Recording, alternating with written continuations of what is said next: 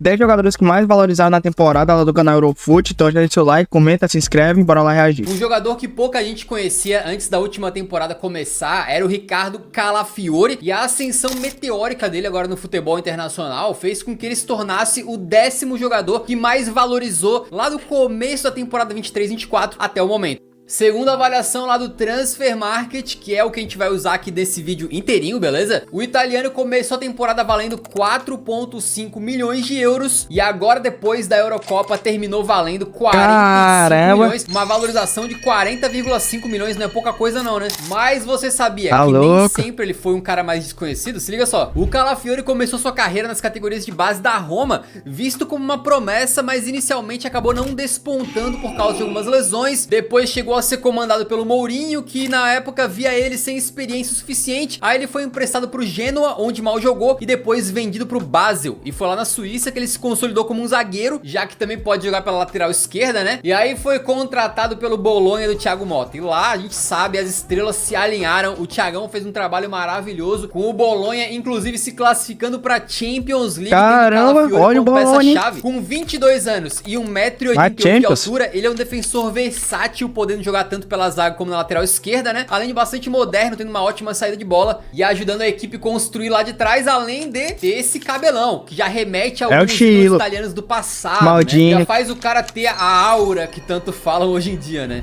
E aí na Eurocopa ele foi e despontou. Mesmo com a seleção tendo uma campanha decepcionante, ele foi um dos destaques da equipe, né? Onipresente ali na defesa e também aparecendo no ataque. Vale lembrar que é uma arrancada e depois um passe pra gol dele, que acaba resultando naquele tento do Zaccagni, que golaço ali. Lance ali contra a Croácia, que bota os italianos mata-mata. Ele que recebeu do seu pai o apelido de A Escavadeira. Ficou em alta no mercado e agora fechou com o Arsenal pra temporada 24. Jogar a Premier League, aí sim. Ele não foi o único jogador desse Bolonha a se destacar. O 9º que mais valorizou na temporada também foi do Bolonha, o Zirkzee. O atacante holandês começou 23-24 valendo 9 milhões e terminou depois da Eurocopa valendo 50. E dá pra entender por que ele recebeu esse valor todo, né? O nosso querido Zirkzee era uma promessa do Feyenoord, foi muito cedo indo pro Bayern de Munique, completou sua formação por lá, se profissionalizou lá, mas quase não teve chances, né? E aí foi emprestado pro Parma, foi emprestado pro Anderlecht, até se transferir em definitivo para o Bolonha. E lá ele se destacou muito porque, apesar de ser um cara alto, com 1,93 m, ele não é aquele centroavantão, camisa 9 clássico, não. Não costuma nem marcar muito no jogo aéreo, e sim se destacando pelos seus dribles aí dentro da área, por ter uma mobilidade, uma boa velocidade que permitem a ele encontrar espaço, fazer corridas por trás da defesa e por aí vai. E isso aí casou bem com o estilo do Thiago Motta, né? Tanto é que quando ele chega no Bolonha, na temporada 22-23, ele acaba fazendo só 2 golzinhos, mas na temporada 23-24 ele desponta com 13 gols e 6 passes pra gol na temporada. Longe de ser um absurdo, né? E aos 23 anos ele ainda tá em plena evolução, mas por exemplo, ele marcou menos gols que o Lukaku na última Série A italiana e que o Çalhanoğlu, que nem atacante é, né? De qualquer forma, ele é convocado pela Holanda pra Eurocopa, mal entra em campo, o Koeman não confiou muito nele, mas mesmo assim depois foi contratado pelo Manchester United. Eu espero que ele, esse tal de Zirkzee, o Manchester United não acabe com o futebol dele lá com o comando de Erik ten Hag, porque todo jogador que é grande vai pro Manchester United atualmente, acaba que o jogador não joga nada. Números, me parece que não é o tipo de jogador que vai chegar jogando e metendo gol a rodo, convencendo a torcida, não. Mas vamos ver, com certeza é um cara talentoso. E até mais do que o Bolonha, outro time que foi uma sensação na última temporada foi o Bayer Leverkusen. E por lá, o Florian Wirtz começa pra craque e entra aqui na lista como o 8º jogador que mais valorizou. O mago alemão aumentou em 45 milhões de euros o seu valor e tá valendo 130 conto agora. Valor de craque. Um dos jogadores mais valiosos do mundo aí, e não é à toa, né? O Wirtz pode jogar tanto aberto quanto como um camisa 10 um pouco mais clássico, né? Tendo ali a capacidade de achar passes maravilhosos, também sabendo driblar e possuindo uma batida na bola diferenciada, características que permitem não só ele ser versátil, mas também tanto criar jogadas para os companheiros quanto finalizar ele mesmo. No time ajeitadinho, ele é muito bom no chute de longe, a Bundesliga invicto, ele com certeza foi o maestro, inclusive eleito o melhor jogador da Bundesliga, para não dizer que na Liga Europa, onde ele foi vice, também foi eleito o melhor jogador jovem. Foi pra Eurocopa com a Alemanha, teve altos e baixos, é verdade, mas a gente tem um vídeo só focado nesse craquinho aqui no canal, vale a pena você assistir pra conhecer o Wirtz mais de perto, beleza? E o próximo nome da lista também valorizou 45 milhões de euros. Só que quando teve um empate nessa lista, a gente desempatou, botando na frente quem valorizou valorizou mais em termos percentuais, tranquilo? E aí, nesse caso, o próximo da lista aqui é o João Neves, que começou a temporada valendo 10 milhões, né? E terminou depois da Eurocopa valendo 55, uma valorização de 450%. Quem tá louco por ele parece que é o Pepe Guardiola. O português é uma promessa lá da base do Benfica e começou a ganhar seus minutinhos na temporada 22-23, terminando como titular e depois jogando a época 23-24 inteirinha como peça-chave absoluta das Águias. E a melhor maneira de descrever o João Neves é como um médio completo, né? Ele tem um passe longo afiado e acaba cobrindo o terço central do campo inteirinho, mais ou menos aquele estilo Kanté, um jogador em si incansável, né? Com muita energia, que desarma bem, mas também tem ótima qualidade com a bola no pé. Tanto é que na Liga Portugal 2023-24 ele terminou como o segundo jogador que mais deu passes na competição, sem contar que ele levou pra casa 6 troféus de melhor meio-campista do mês. E óbvio, com isso tudo ele também entrou na seleção do campeonato, né? Ele é mais um desses jogadores que fez uma boa temporada, foi pra Eurocopa, mas acabou jogando pouco. Só que o João Neves tem apenas 19 anos e certamente um futuro brilhante pela frente, inclusive na seleção das quinas, né? E aí já sabe, se chegar na porta do Benfica lá, querendo levar o Jon Snow, pode abrir a carteira. É papo lá de 60, 70 milhões, senão não leva, viu? O sexto jogador da lista é mais o Benfica é chato, negócio milhões na temporada, só venda que assim, de jogador. Ele fica na frente dos somente de promessa aqui, porque a valorização percentual foi de 900%. É o Savinho, que foi formado no Atlético Mineiro e vendido ao Grupo City lá em 2022, o que oficialmente foi uma venda pro Troyes da França, mas daquele jeito que o Grupo City faz, né? No Troyes ele nem jogou nenhuma partida, foi emprestado pro PSV, jogou bem lá no PSV, Girona. E assim como outros clubes que a gente mencionou aqui, né? O Girona foi mais um que fez uma temporada surpreendente e espetacular.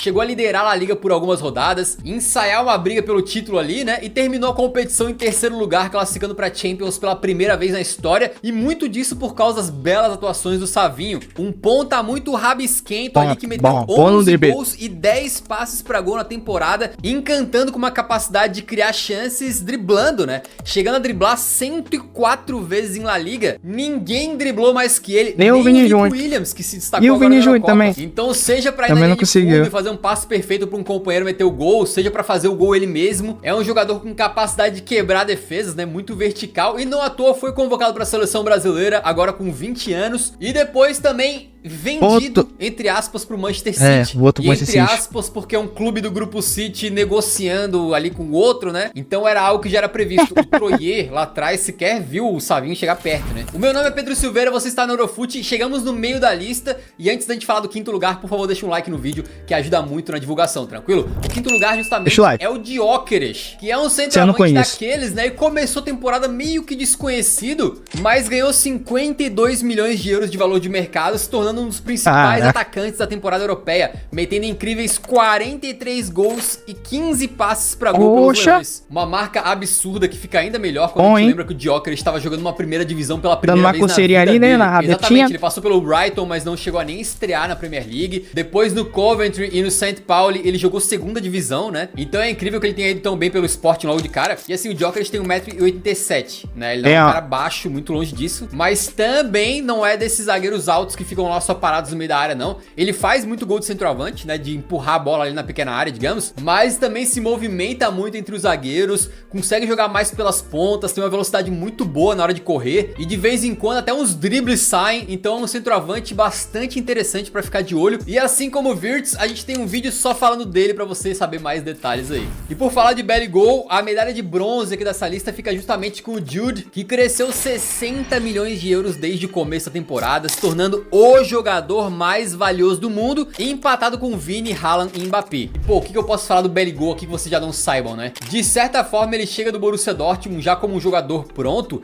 mas ainda muitos esperavam que ele fosse ter de repente ali um período de adaptação. Afinal era um jogador de 20 anos pousando no Real Madrid, que é o maior clube do mundo, tem muita pressão e tal, mas pra ele nada disso existiu, porque o começo do Bellingham nos merengues foi completamente absurdo, jogando como meio atacante ou várias vezes até quase como um falso 9 ali. Ele marcou simplesmente 14 gols nos seus primeiros 15 jogos pelo Real, superando o início de Di Stéfano e Cristiano Ronaldo, inclusive quando ele guardou um doblete contra o Barcelona para ganhar de virada o seu primeiro El Clássico. Todo mundo então abriu os braços imediatamente e a boa fase dele seguiu, ainda que conforme a temporada passou ele ficou menos goleador, né? Mas foi campeão de La Liga, foi importante na Champions, inclusive dando um passe pro gol do Júnior na final, e também ajudou a Inglaterra a chegar na decisão da Eurocopa com um gol de bicicleta que ele tirou no último segundo ali de uma partida contra a Eslováquia nas oitavas. Sem dúvidas vai ficar entre as primeiras posições ali da bola de ouro.